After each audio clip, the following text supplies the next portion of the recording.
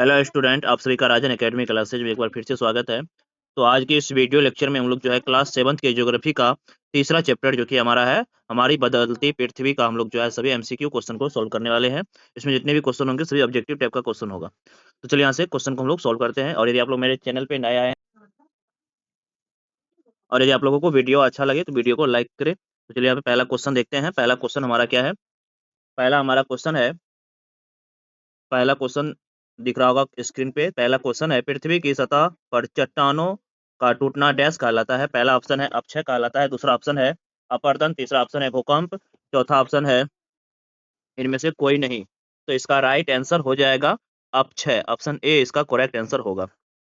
उसके बाद अगला नेक्स्ट क्वेश्चन है, निम्नलिखित में कौन सा बल पृथ्वी के आंतरिक भाग में उत्पन्न होती है? पहला है अंतर्जनित बल, दूसरा है बहिर्जनित बल, तीसरा है स्थल मंडल बल, चौथा है ए और बी दोनों। तो इसका राइट आंसर हो जाएगा ऑप्शन बी, बहिर्जनित बल उत्पन्न होती है पृथ्वी के आंतरिक भाग से ना। पृथ्वी के आंतरिक भाग से बहिर्जनित नहीं होगा, आंतरिक जनित होगा। ऑप्शन ए इसका करेक्ट आंसर होगा। उसके बाद अगला क्वेश्चन देखेंगे। अगला हमारा तीसरा क्वेश्चन है,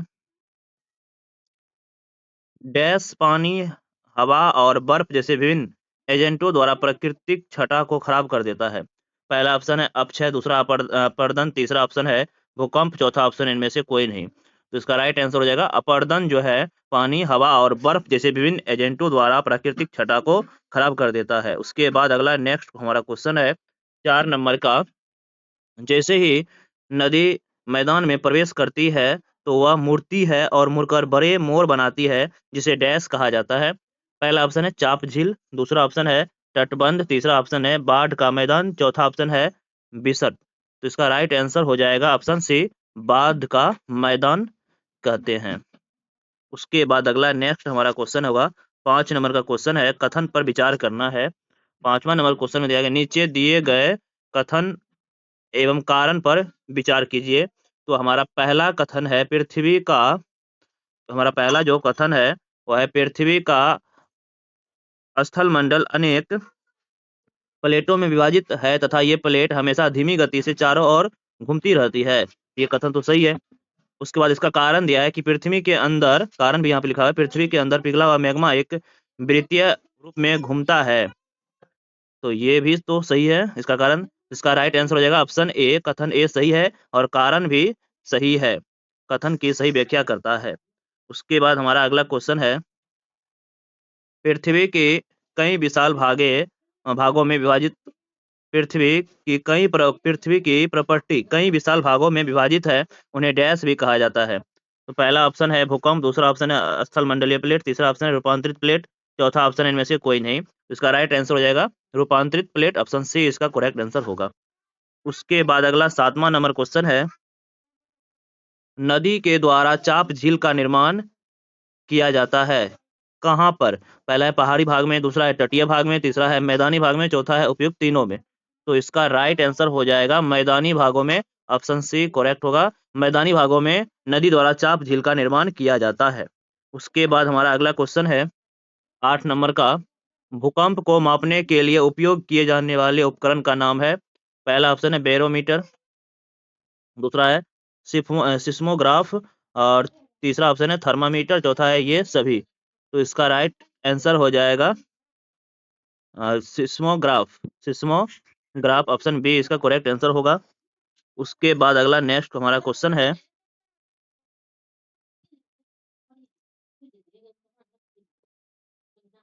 उसके बाद अगला 9 नंबर का क्वेश्चन है, हिमनद द्वारा लगाए गए पदार्थों जैसे छोटे बड़े सेल, रेत, एक तलछट मिट्टी निक्षेपित होते हैं, ये निक्षेप बनाते हैं? पहला ऑप्शन है स्टेक, दूसरा ऑप्शन है लोएस, तीसरा ऑप्शन है हिमनद हिमोद और चौथा ऑप्शन इनमें से कोई नहीं। इसका राइट आंसर हो जाएगा स्टेक, ऑप्शन ए इसका करेक्ट आंसर होगा।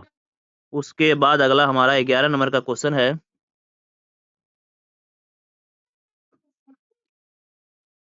10 नंबर क्वेश्चन है, पहले 10 नंबर का क्वेश्चन देख लेते हैं। पहले 10 का क्वेश्चन है, चाप नियत समय के साथ विसर्प लोप से कट जाते हैं और डैश बनाते हैं? पहला ऑप्शन है चाप झील, दूसरा ऑप्शन है तटबंध, तीसरा ऑप्शन है बाढ़ का मैदान, चौथा ऑप्शन है विसर्प। इसका राइट आंसर हो जाएगा विसर्प बनाते हैं। उसके बाद अगला हमारा 11 नंबर का क्वेश्चन है,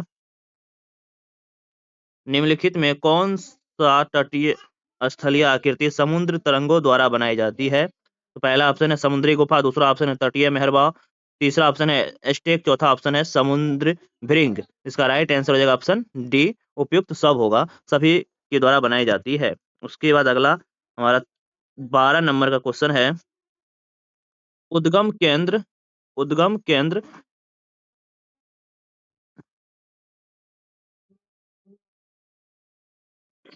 क्वेश्चन है, उद्गम केंद्र के भू सतह पर उसके निकटतम स्थान को डैश के रूप में जाना जाता है?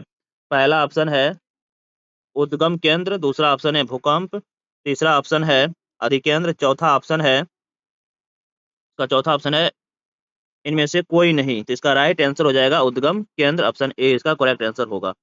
उसके बाद हमारा अगला नेक्स्ट 13 नंबर का क्वेश्चन है, निम्नलिखित कथन में कौन सा कथन सत्य है? तो पहला ऑप्शन है भूकंप के अंतर्गत भूपरपट्टी के नीचे का वह स्थान जहां कंपन आरंभ होता है अधिकेंद्र कहलाता है। चलो ये तो सही है, ये सही है, अधिकेंद्र कहलाता है, नहीं ये तो कौन कथन सत्य है? तो ये तो गलत हो जाएगा, एक का गलत है। दूसरा है भूपरपट्टी पर ज्वालामुखी छिद्र को जहां लावा बाहर आता है उसे क्रेटर कहते हैं, हाँ ये सही है, ऑप्शन बी इसका करेक्ट आंसर हो जाएगा। केवल दो जो है इसमें होगा, केवल दो सही है, एक गलत है, कौन सत्य था इसको हमें पहचानना था। उसके बाद अगला हमारा 14 नंबर का क्वेश्चन है, पृथ्वी में अचानक होने वाले हलचल को डैश कहा जाता है? पहला ऑप्शन है भूकंप, दूसरा ऑप्शन है अधिकेंद्र, तीसरा ऑप्शन है उद्गम केंद्र, चौथा ऑप्शन इनमें से कोई नहीं। तो इसका राइट आंसर हो जाएगा भूकंप, ठीक है। उसके बाद अगर अगला, नदी में जब मैदानी भाग नदी नदी जब मैदानी भाग में प्रवेश करती है तो वह मोरदार मार्ग पर बहने लगती है।